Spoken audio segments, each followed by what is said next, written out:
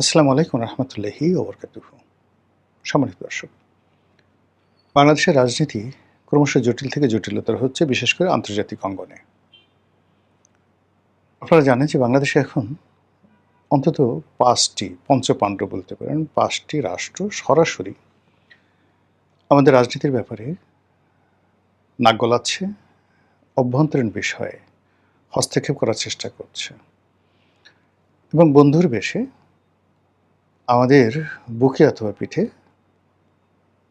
আমি কিছু বললাম না, কিছু একটা করার চেষ্টা করছে। সেই রাষ্ট্রগুলোর মধ্যে ১ নম্বর হলো আমেরিকা। এরপরে ইউরোপের রাষ্ট্রগুলোর মধ্যে তুরস্ক, এশিয়ার রাষ্ট্রগুলোর মধ্যে চীন, পাকিস্তান এবং ভারত। এই ৫টি রাষ্ট্র। আপনি যখনই কোনো একটা জায়গাতে দেখবেন এরকম সংখ্যা ৫টির সংখ্যা হয়, পঞ্চপাণ্ডব।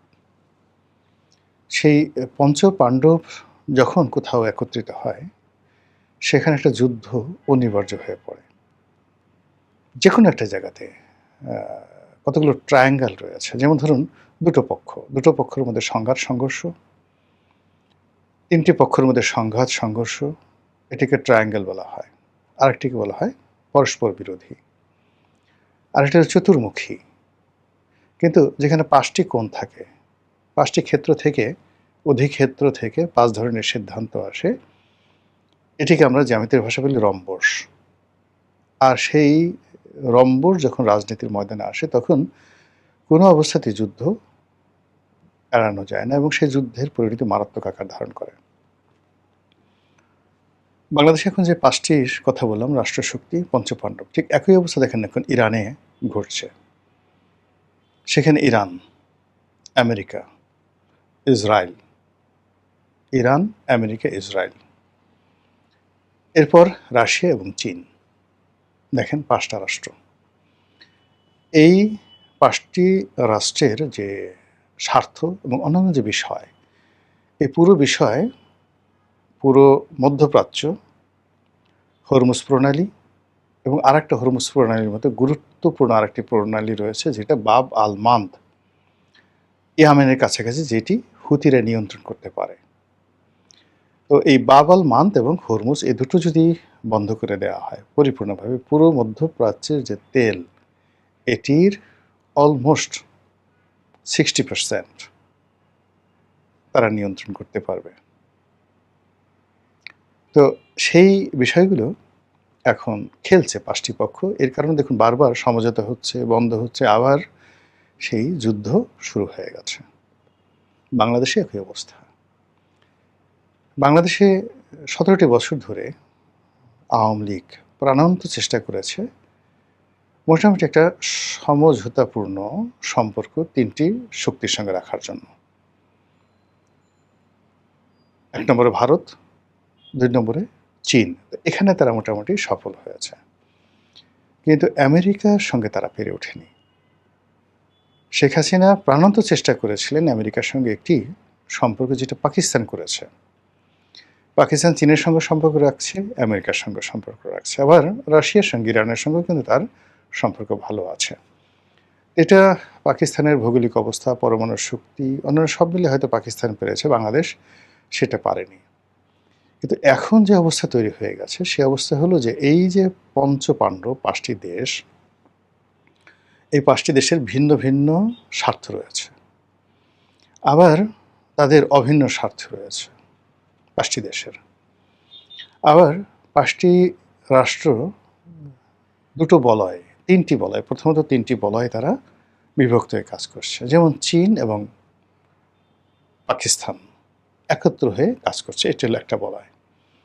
আরেকটা হলো আমেরিকা এবং পাকিস্তান, এটা হলো ২টো বলয়। আরেকটা বলয় হলো ভারত এবং আমেরিকা, ৩টি বলয়। তো ৫টা শক্তি ট্রায়াঙ্গল হয়ে ৩টি কৌণিক দূরত্ব তৈরি করে বাংলাদেশের সঙ্গে তারা রাজনীতি, অর্থনীতি, সাম্রাজ্যবাদী নীতি সব কিছু করার চেষ্টা করছে। এবং এখানে দেখুন ৩টি অ্যাঙ্গেলের মধ্যে ২টো অ্যাঙ্গেলই আমেরিকা আছে। ভারতের সঙ্গে আমেরিকা আছে, পাকিস্তানের সঙ্গে আমেরিকা আছে। আর তুরস্ক যে বাংলাদেশের সঙ্গে যে কাজটি করতে চাচ্ছে, সেটি সে মূলত এখানে একটা কারোর সাথে যোগাযোগ না করে তার যে একটা নিজস্ব যে একটা আইডেন্টিটি আছে বর্তমানে একে পার্টি, তার ধারাবাহিকতা এখানে একটি ইসলামী রাষ্ট্র, উগ্রবাদী একটা শক্তি তারা এখানে প্রতিষ্ঠা করতে চাচ্ছে। এটা ডাইরেক্ট তুরস্ক সরাসরি। এখানে আমেরিকা, ভারত কারোর সঙ্গে তার কোনো যোগাযোগ নেই। তো বোঝার চেষ্টা করুন এই অবস্থাতে একটি সরকার এখন যে আছে সেই সরকার সবচেয়ে নাজুক অবস্থায় আছে। প্রথমত সরকারে যারা পরিচালনা করছেন তারা যারা অভিজ্ঞতা সম্পন্ন তারা বৃদ্ধ, খুবই বৃদ্ধ এবং ১৭ বছর আউট অফ রেস থাকার কারণে বিশ্ব রাজনীতি, বিশ্ব অর্থনীতি ইত্যাদি থেকে তারা বহু যোজন দূরে তারা চলে গেছে। পরবর্তী যে অংশটি আছেন যারা যুবক, বৃদ্ধ নন যুবক, তো তাদেরও আসলে অভিজ্ঞতা নেই এবং সফলতা নেই। এর বাইরে একেবারে নবীন কিছু মন্ত্রী আসছেন যাদের অভিজ্ঞতা কনসিস্ট বাংলাদেশের মধ্যে সীমাবদ্ধ।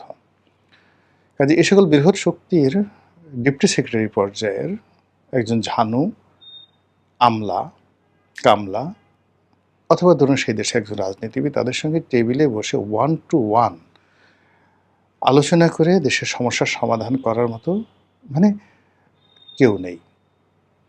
এই মুহূর্তে সরকারের সবচেয়ে গুরুত্বপূর্ণ দুজন ব্যক্তি আমি কোনো সমালোচনা করছি না। ১ নম্বরে জনাব সালাউদ্দিন সাহেব, ২ নম্বরে খলিলুর রহমান সাহেব।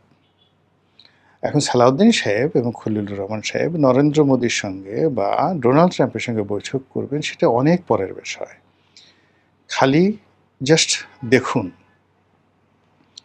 বাংলাদেশে নিযুক্ত মার্কিন রাষ্ট্রদূত মিস্টার ব্রেন্ট ক্রিস্টেনসেন কিংবা পাকিস্তানের রাষ্ট্রদূত, ইভেন ইরানের রাষ্ট্রদূত, ওনাদের সঙ্গে যখন এই দুজন ক্ষমতাধর ব্যক্তি পাশাপাশি বসেন, দাঁড়ান, এদের বডি ল্যাঙ্গুয়েজ লক্ষ্য করুন, তারপর এদের দিকে তাকান, আমার কাছে কী মনে হয় যে ওনাদের পাশে আমাদের দুজন ক্ষমতাধর লোকদেরকে কিভাবে মানায় এবং কেমন দেখায়, তাহলে আপনি বুঝতে পারবেন এখানে আউটপুট কিভাবে আসে।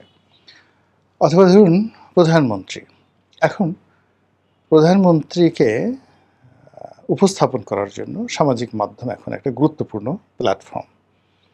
সেখানে বিএনপির মিডিয়া সেল আছে, প্রধানমন্ত্রীর কার্যালয় আছে, স্বয়ং তারেক রহমান সাহেব তার নিজের নামে ফেসবুক পেজ আছে।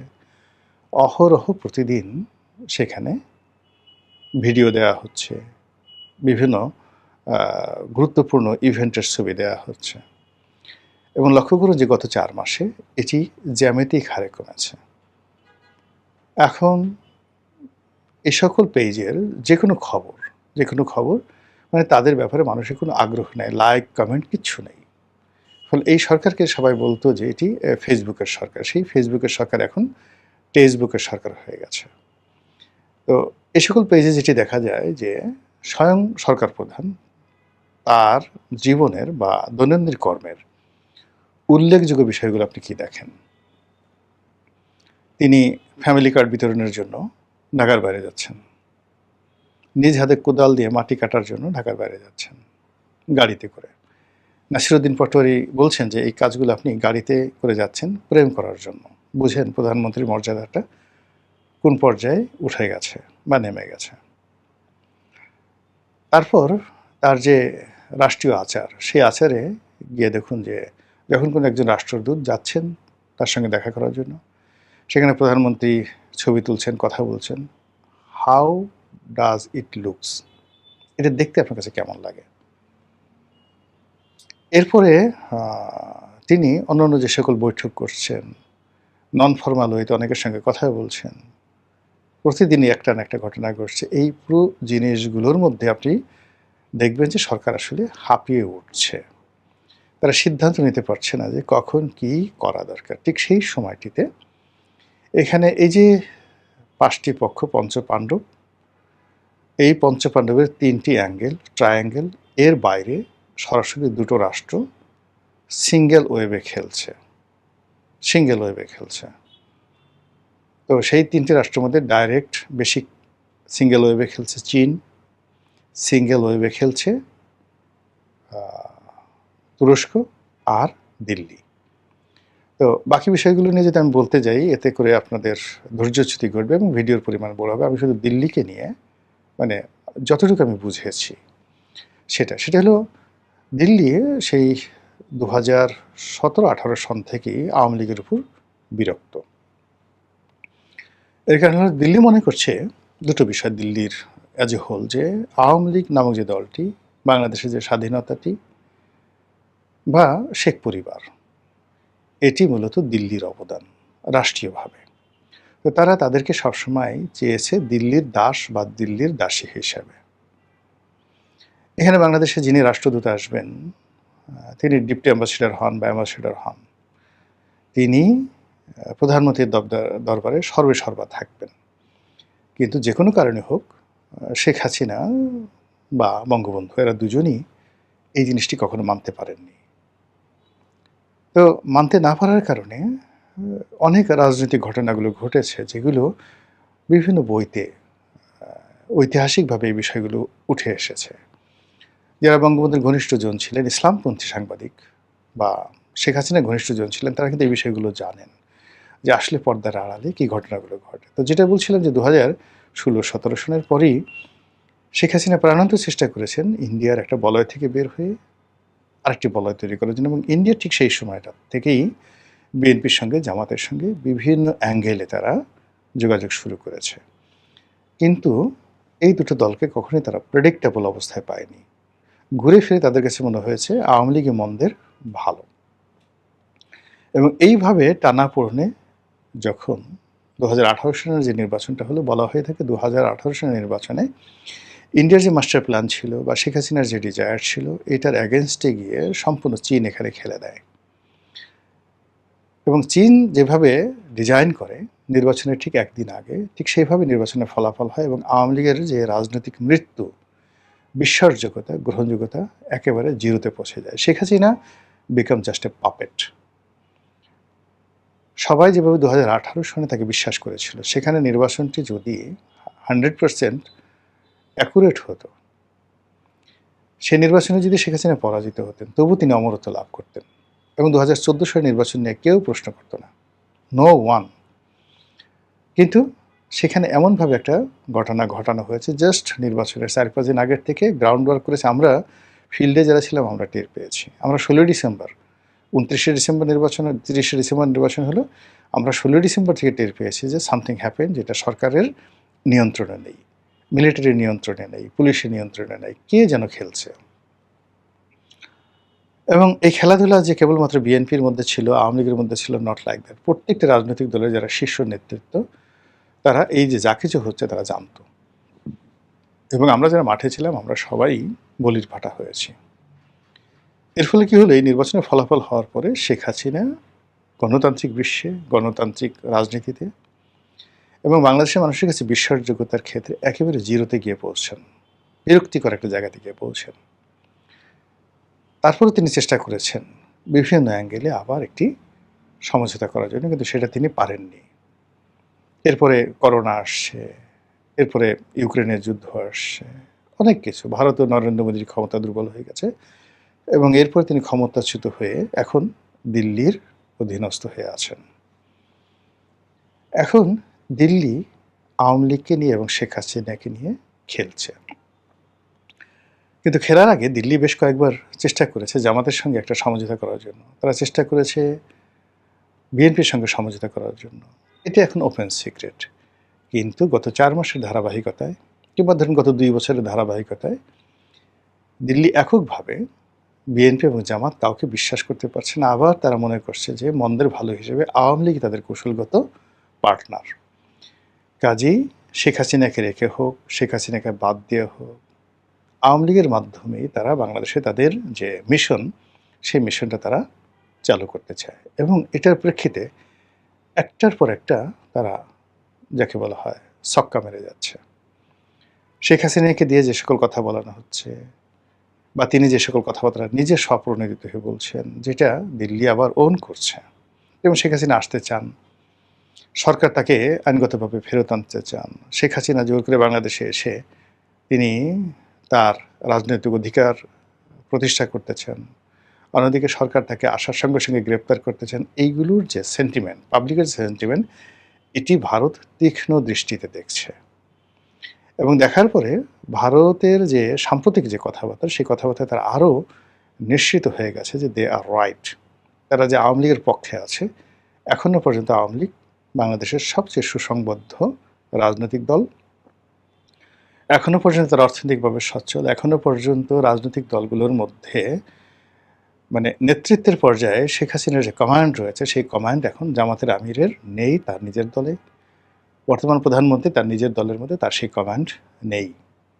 আর শেখ হাসিনা প্রবাসে থেকেও কারোর সঙ্গে সরাসরি দেখা না করে শুধুমাত্র ওয়ান টু ওয়ান তিনি যারা দেখা করতে আসেন তাদের সাথে দেখা করেন উইদাউট ভিডিও। কোনো মানে যাকে বলা হয় ছবি যেন বাইরে না আসে, সে কোথায় আছে, সিক্রেটলি তাকে সেখানে রাখা হয়েছে। এর বাইরে তিনি কোনো অবস্থাতেই তার অবস্থানটা ভিডিওর মাধ্যমে দেন না। কেন দেন না? আমি এটা মনে করলাম যে সে কি মরে গেল কিনা, অন্য কোনো ঝামেলা হলো কিনা। কিন্তু দেখা গেল যে এখন টেকনোলজি এমন একটা জায়গাতে এসে গেছে। এই যে আমি ভিডিওটা করেছি, এই ভিডিওর ফুটেজ দেখে, চারিদিকের ওয়াল দেখে, টেকনোলজি দিয়ে বলা সম্ভব যে আমার এই ভিডিও ধারণ করার যে জায়গাটির নাম কি, হোল্ডিং নম্বর কত, সময় কত, কোন সময় আমি ভিডিও করছি, এগুলো হুবহু বের করা সম্ভব। এবং এই কারণে শেখ হাসিনার কোনো ভিডিও ক্লিপ ভারত ছাড়ছেন না, বা শেখ হাসিনা নিজে দিচ্ছেন না, বা তার উপদেষ্টারা দিচ্ছেন না। কিন্তু ঘটনা যেভাবেই ঘটানো হচ্ছে, একটার পর একটা পরীক্ষামূলকভাবে কথা বলা হচ্ছে, ঢাকাতে মানে এই স্লোগান দেওয়া হচ্ছে, অনুষ্ঠান করানো হচ্ছে, যা কিছু করা হচ্ছে করে দিন শেষে ভারত যে সিদ্ধান্তে আজকের দিন পর্যন্ত তাদেরকে মনে হচ্ছে তারা আওয়ামী লীগকে নিয়েই মানে চিন্তা ভাবনা করছে। তারা আওয়ামী লীগকে নিয়েই খেলতে চাচ্ছে, আওয়ামী লীগকে খেলাতে চাচ্ছে এবং আওয়ামী লীগকে দিয়ে সরকারকে চাপ দিতে চাচ্ছে। কাজেই সামনের যে দিনগুলো, সেই দিনগুলো যে খুব সহজ হবে আমার কাছে সেটা মনে হচ্ছে না। মহান আল্লাহ আমাদের সবাইকে হেদায়েত দান করুন এবং হেফাজত করুন। আসসালামু আলাইকুম ওয়া রাহমাতুল্লাহি ওয়া বারাকাতুহু।